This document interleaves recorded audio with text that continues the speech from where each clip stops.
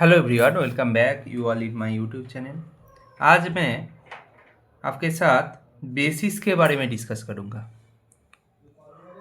Basis क्या होता है, ठीक है ना। ये बेसिस मेरा मेन वाइटल पॉइंट है। बेसिस को मतलब हाईलाइट करके बाकी इनके लिए क्या क्या चीज़ें ज़रूरत है उनके बारे में पहले डिस्कस करेंगे। देन मेन जो बेसिस क्या होता है उसके बारे में डिस्कस करेंगे, ठीक है।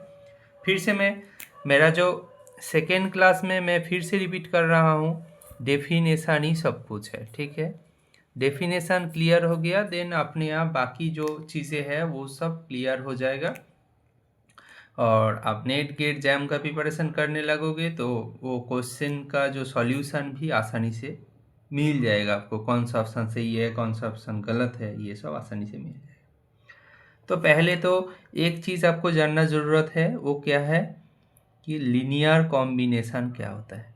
What is basically linear combination. इसका इम्पोर्टेंस ऐसा है कि ये टर्म का बस ये जो नोटेशन है ये क्या चीज़ को हाईलाइट करते हैं उसके बारे में बस इंफॉर्मेशन होना चाहिए, ठीक है।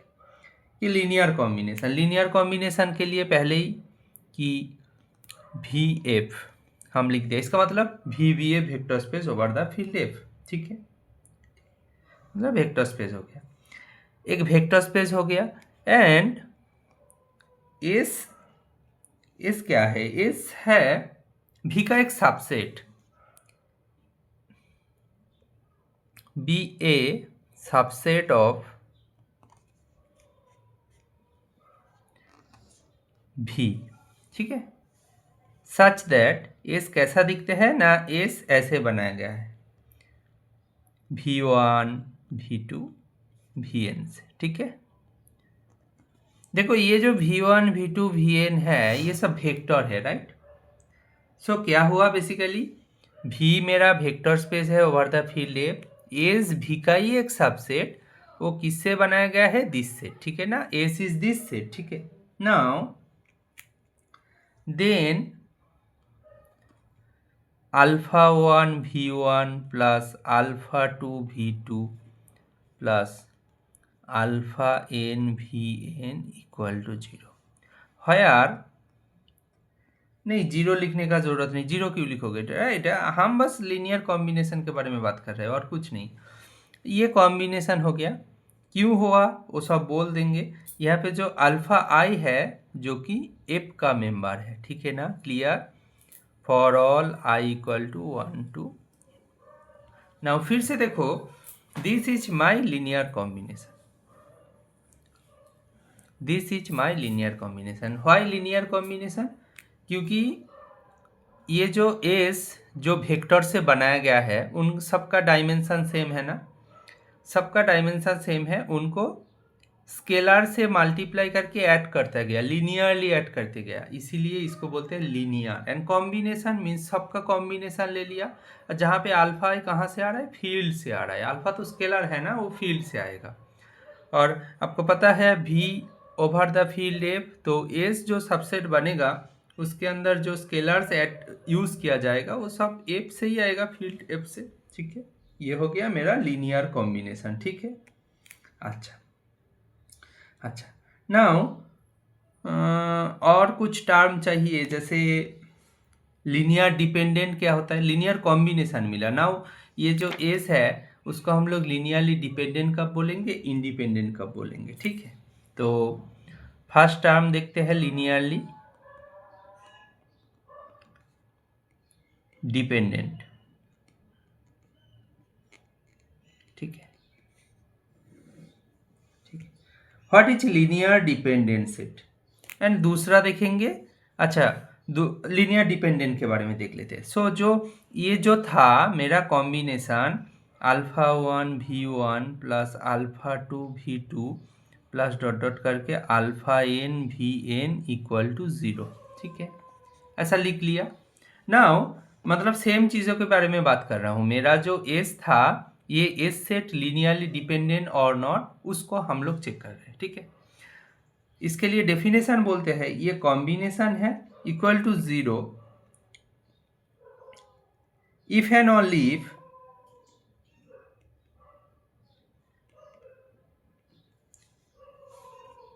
अल्फा 1 अल्फा 2 अल्फा n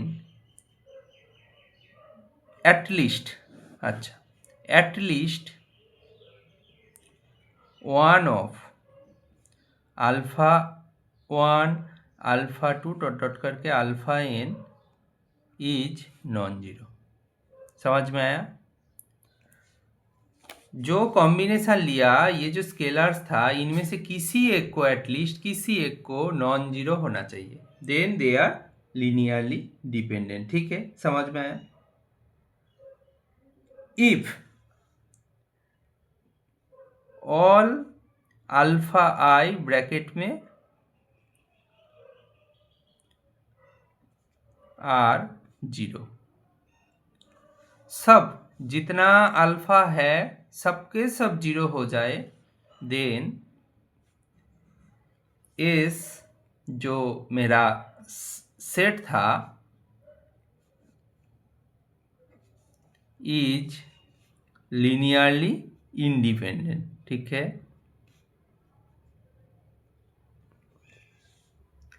अच्छा डिपेंडेंट मतलब क्या होता है, इंडिपेंडेंट मतलब क्या है होता है? अब उनका हिंदी मीनिंग और इंग्लिश मीनिंग जो देखोगे उसी के अंदर ये इंक्लूडेड है। डिपेंडेंट, ठीक है, किसी दूसरे के ऊपर डिपेंड करता है, ठीक है ना? तो इसीलिए क्या हुआ, वहाँ पे सपोज देखो एक नॉन जीरो एलिमेंट मिल गया, जैसे मेरा अल्फा 1 मेरा 1 है इंटू V1 प्लस सब अपने आप सब जीरो हो जाए, कोई फर्क नहीं पड़ता। एटलीस्ट एक जीरो नॉन जीरो एलिमेंट मिला जिनके साथ बाकी का कॉम्बिनेशन लेने से जीरो हो जाते, तो डिपेंडेंट है। बट ऐसा कोई पॉसिबिलिटी है जहाँ पे सब जीरो का कॉम्बिनेशन लेना है, मतलब स्केलर में जो है वो स्केलर सब जीरो लेना है, ऐसा लेना है देन ही जीरो बनेगा, अदरवाइज और कोई पॉसिबिलिटी नहीं है, मतलब किसी के ऊपर डिपेंड नहीं कर रहा है, वो सब क्या हो जाएगा, इंडिपेंडेंट बन जाएगा। ठीक है, क्लियर ना? ये छोटा सा हिंट्स है। तो हम लोगों को बेसिस सीखने के लिए क्या क्या चाहिए? बेसिस सीखने के लिए पहले तो लीनियर कॉम्बिनेशन क्या होता है, लीनियर डिपेंडेंट का मतलब क्या, लीनियर इंडिपेंडेंट का मतलब क्या। ठीक है, ये अभी तक क्लियर हो गया। ठीक है, नाउ नाउ हम लोग डिस्कस करेंगे इसके बारे में ना। अभी हम लोग डिस्कस करेंगे what is linear span. Now देखेंगे लीनियर स्पैन क्या होता है।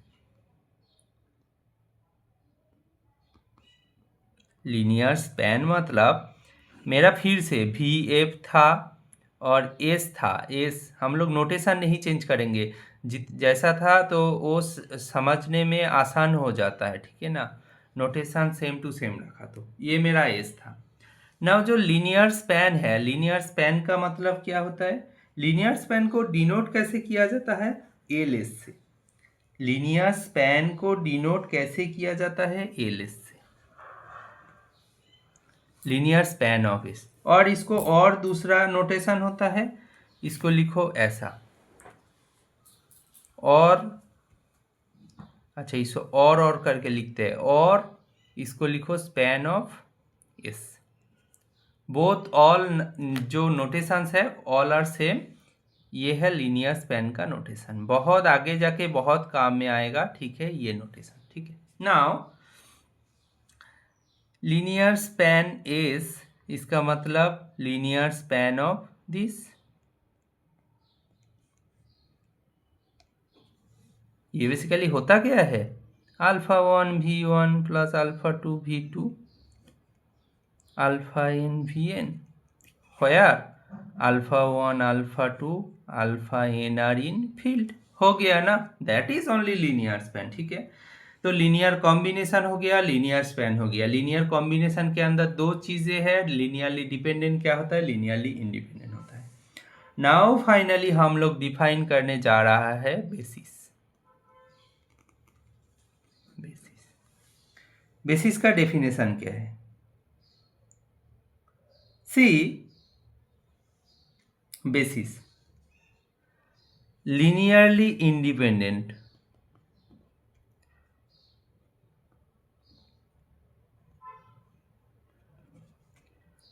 set of vectors span a vector space is called a basis, not the basis,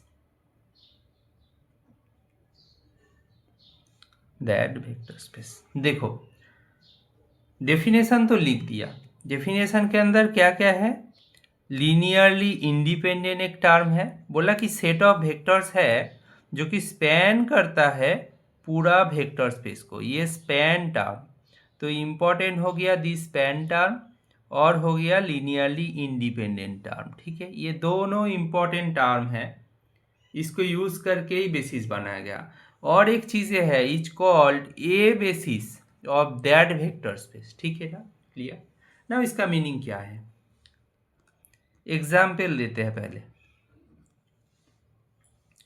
बोला S 1001 is a basis of R square और नॉट। चेक, आपको check करने के लिए बोल रहा हूं, ये बेसिस हो भी सकते हैं नहीं भी हो सकते, चेक करो। ठीक है, तो कैसे करोगे अप्रोच, पहले तो देखना था दो पॉइंट लीनियरली इंडिपेंडेंट होगा कि नहीं। लीनियरली इंडिपेंडेंट हम अभी चेक करेंगे। देखो एक बार सीख जाओगे तो जल्दी जल्दी चेक कर सकते हैं। टेक्निक क्या है, ये मेरा V1 है, ये मेरा V2 है, तो दिखाना क्या था, α1 V1 plus α2 V2 equal to 0। इसको सॉल्व करके देखना था α1 α2 में से कोई एक नॉन जीरो आ रहा है कि नहीं, मतलब एटलीस्ट वन नॉन जीरो। देखो कोई एटलीस्ट वन नॉन जीरो आ जाएगा तो लीनियरली डिपेंडेंट बोल देंगे, ऑल आर जीरो आया तो लीनियरली इंडिपेंडेंट बोल देंगे। ठीक है, अच्छा α1 से 1 0 प्लस α2 से 0 1 इक्वल टू 0। ये 0 बेसिकली 0 कोई स्केलर नहीं है, ये 0 कैसा दिखते हैं, ये R2 का जो 0 मेंबर था दैट। ठीक है ना, ठीक है, ये देखो बेसिस ऑफ R2 क्लेम कर रहा है तो R2 का pair of notation, right. Now ये हो जाएगा α1 कोमा α2, सिंप्लीफाई करोगे तो हो जाएगा 0 कोमा 0। नाउ हम लोग दो pair of number X Y का कॉम्बिनेशन दोनों सेम होगा, कब होगा, जब दिस α1 0 के साथ बराबर हो जाए एंड α2 0 के साथ बराबर हो जाए, बोथ आर 0। इसका मतलब एस इज लीनियरली इंडिपेंडेंट। देखो प्रीवियस जो डेफिनेशन था उसको मैं यूज कर रहा हूँ, राइट। एस मेरा क्या है, लीनियरली इंडिपेंडेंट हो गया। Okay clear. नाउ ये मेरा लीनियरली इंडिपेंडेंट शो कर दिया। नाउ हम लोग क्या करेंगे, ये जो एस था 1 0 0 1, ये लीनियरली इंडिपेंडेंट तो डन। ठीक है, नाउ मेरा काम है ये स्पैन करता है कि नहीं। स्पैन का और एक नाम होता है जेनरेटर। जेनरेट करना और स्पैन करना दोनों सेम है। ठीक है, क्या है ना, स्पैन का मतलब किसको स्पैन करेंगे भाई, R2 को, वेक्टर स्पेस ना, R2 मेरा वेक्टर स्पेस है।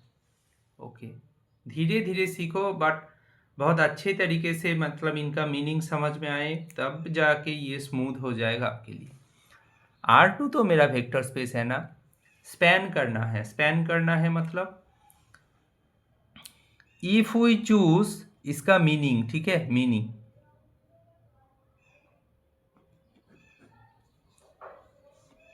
if we choose any element of R square में से किसी भी एक वेक्टर, एलिमेंट मीन वेक्टर को उठाओ, that vector can be written as linear combination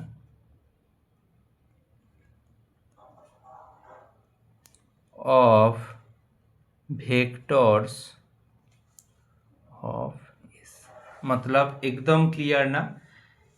ये स्पैन और जेनरेट का मतलब ये होता है। अभी बताओ, मैं आर स्क्वायर से कोई भी रैंडम एलिमेंट को उठा रहा हूँ, कोई भी एक वेक्टर ए भी आर से बिलोंग करता है, बी भी आर से बिलोंग करता है, ठीक है ना? यहाँ पे फील्ड आर है, क्लियर? यहाँ पे कोई कंट्रोवर्सी नहीं कि फील्ड तो बोला नहीं तो फील्ड को हम लोग सी ले लेंगे तो वेक्टर स्पेस बनेगा, नहीं भाई, पहले ही बोल रहा हूँ it is basis of vector space. तो वेक्टर स्पेस शो करना है तो इन जनरली मान लो ये आर है, ठीक है? अच्छा, फील्ड नाउ आर स्क्वायर से कोई भी एक मेंबर को उठाया हो, उसको लिखोगे कैसे? ए इंटू 1,0 किसका कॉम्बिनेशन बोला? Linear combination of vectors of S. S मेरा क्या है? 1,0,0,1। तो हम बनाते कैसे हैं? B of 0,1 for all A B in R. देखो, ए बी कोई भी रियल नंबर हो जाए तो ये पूरा आर स्क्वायर को कवर कर लेंगे। आर स्क्वायर का एनी मेंबर को हम लोग ए कोमा बी से रिप्रेजेंट करते हैं, और उसको हम लोग लिख दिया A into 1,0 plus B into 0,1। No doubt ना? हो गया, खत्म। तो इसका मतलब आर स्क्वायर जो मेरा वेक्टर स्पेस था that is equal to linear span of S. Clear? ये मेरा दूसरा लाइन होल्ड हो गया। दोनों प्रॉपर्टी सेटिस्फाई करना था, so S is a basis of R square. हमें जो चेक करना था वो सेटिस्फाई हो चुका है। देखो, बेसिस चेक करने के लिए आपको बहुत लार्ज बेसिस दिया जाएगा, कॉम्प्लिकेटेड वेक्टर स्पेस दिया जाएगा, चेक करोगे। बट जो कोर जो कॉन्सेप्ट है, ये बेसिक जो एग्जाम्पल दिया हूँ अभी क्लोज किया, इसी के अंदर है सब कुछ, ठीक है? ये डेफिनेशन क्लियर हो गया तो काफ़ी मतलब इनफ है आपके लिए। नाउ और कुछ चीज़ें बोलना है। एग्ज़ाम हॉल में आपके पास क्वेश्चन आया कि भाई ये मेरा क्वेश्चन है, which of the following are basis of R power N. ऐसा क्वेश्चन पूछा गया। अच्छा, मैं हम लोग कॉम्प्लिकेशन नहीं करेंगे, R2 में ही दिखाते हैं, बाकी आप एक्सटेंड करोगे, कुछ R नहीं दिया, कुछ दूसरा कुछ दिया देंगे। कोई एक वेक्टर स्पेस के बारे में पूछेंगे, उनका बेसिस होगा कि नहीं, ये तो वेक्टर स्पेस है। नाउ एग्जाम में ऑप्शन दिया गया, 4 ऑप्शन देंगे आपको, 4 ऑप्शन देंगे। देखो, फर्स्ट ऑप्शन सपोज मानो कि 1,0,0,1। दूसरा ऑप्शन दिया कि AC है। अच्छा, ये S1 है, ये S2 है, जो कि मेरा 1,0, 1,1। तीसरा ऑप्शन दिया S3, ये दिया आपको कुछ और 1,0,0,1,1। जो D ऑप्शन दिया वो कुछ S4 ऐसा है जो कि मेरा मानो 1,1। बोला कि व्हिच ऑफ द मतलब following are basis for the vector space R2। अभी प्रॉब्लम ये आ गया कि भाई 4 ऑप्शन दिया, 4 को ऐसे ट्रेडिशनल वे में डेफिनेशन वाइज चेक करोगे। पहले लीनियरली इंडिपेंडेंट चेक कर लिया, देन स्पैन करता है कि नहीं चेक कर लिया, देन भाई एक एक करके चेक करते जाओगे, टाइम लगेगा ना।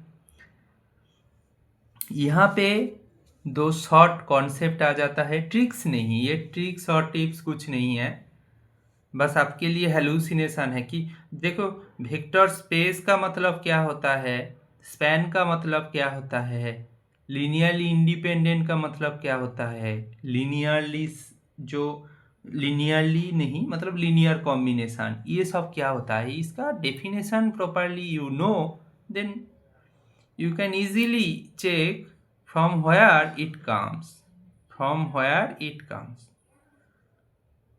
मतलब किसके बारे में बोल रहा हूँ, ये जो शॉर्ट कॉन्सेप्ट, शॉर्ट टिप्स और ट्रिक्स ये बोल रहा हूँ।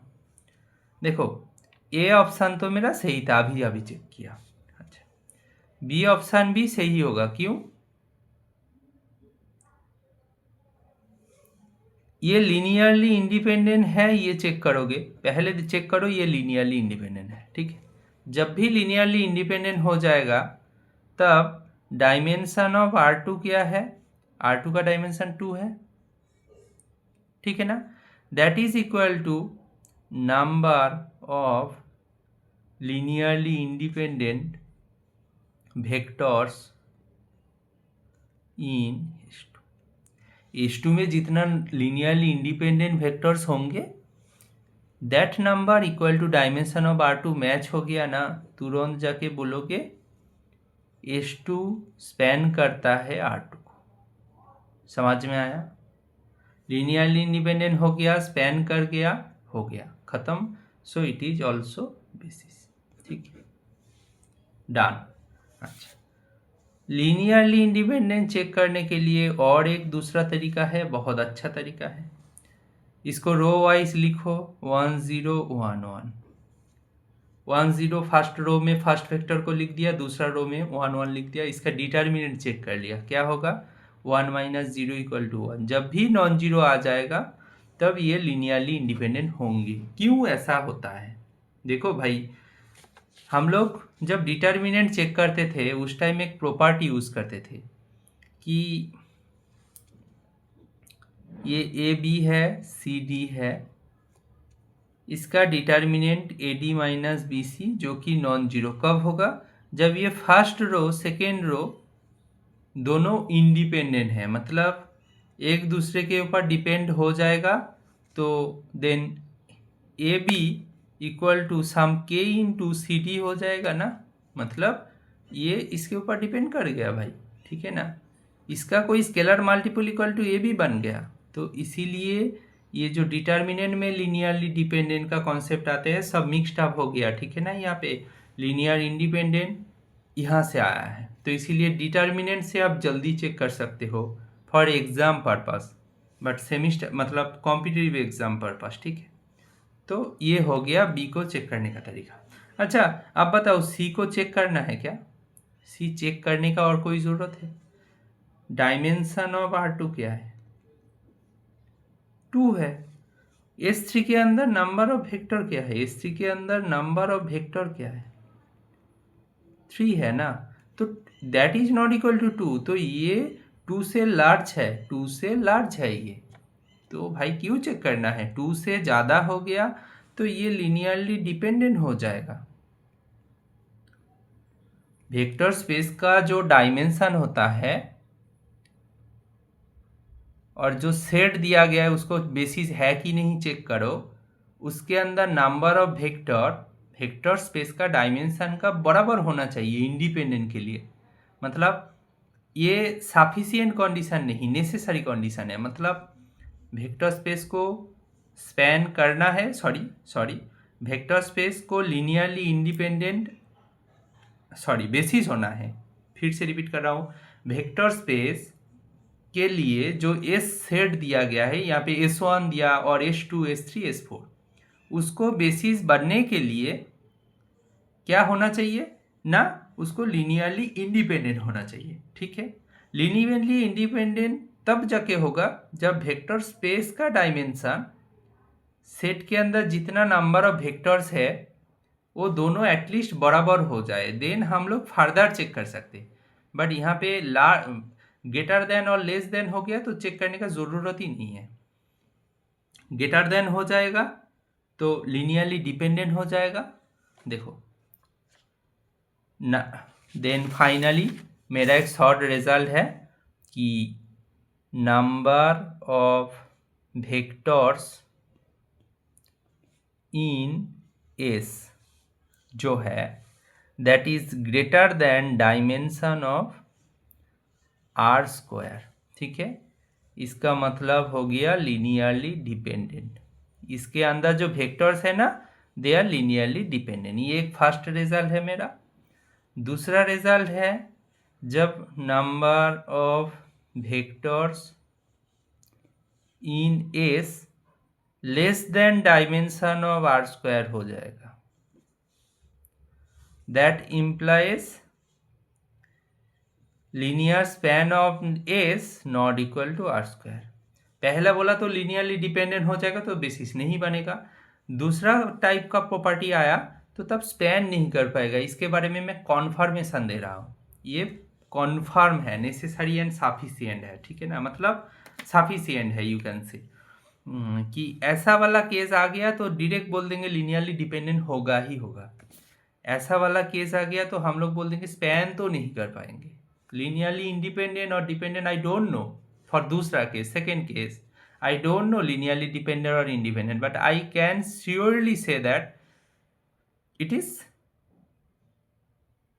it can't able to generate R2, it can't able to generate R2, ठीक है, क्लियर।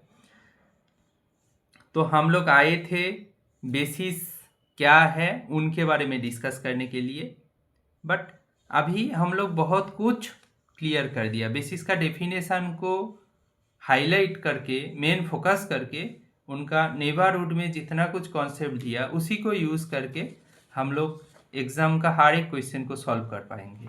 ऐसा नहीं बस डेफिनेशन सीख लिया, 2-4 एग्जाम्पल कर लिया तो हो जाएगा, ठीक है, ओके, क्लियर।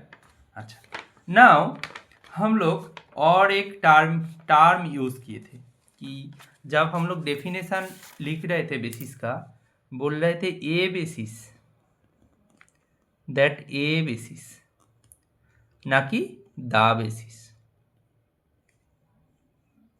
द बेसिस बोला ही नहीं। बेसिस यूनिक नहीं होता, इसका मतलब note for any vector space basis may not be unique.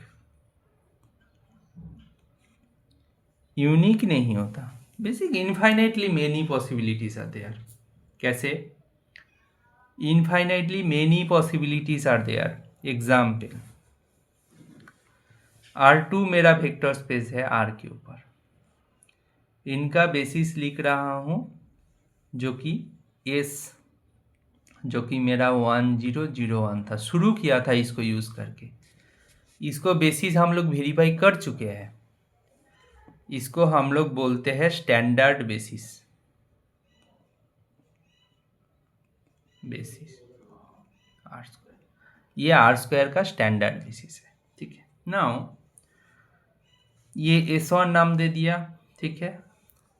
हम लोग दूसरा लिख रहा है S2 जो कि 20 है, 01 है।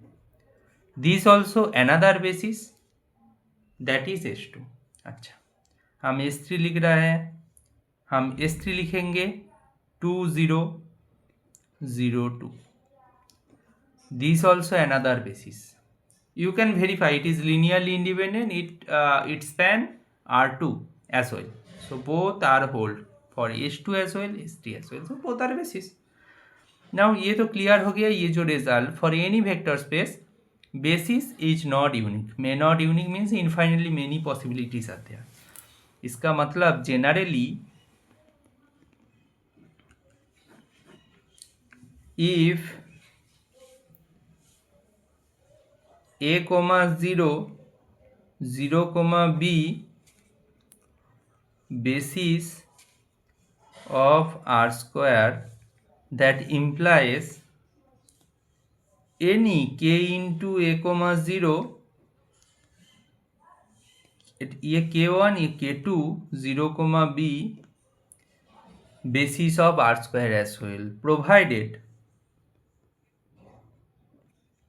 K1 not equal to 0, K2 not equal to 0। देखो 0 हो जाएगा तो 0 वेक्टर कंटेंट हो जाएगा, ठीक है ना। 0 वेक्टर कंटेंट होगा तो प्रॉब्लम क्या है?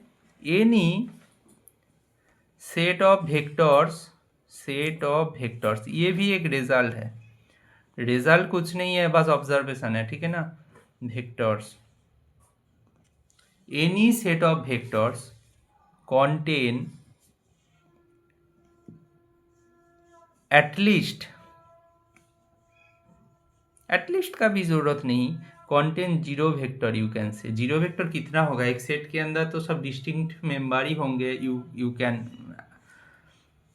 you know, right? So for this topic आपको ऐसा नहीं देंगे कुछ, और कोई पाजिल टाइप का क्वेश्चन तो नहीं देंगे। Any set of vector contain zero vector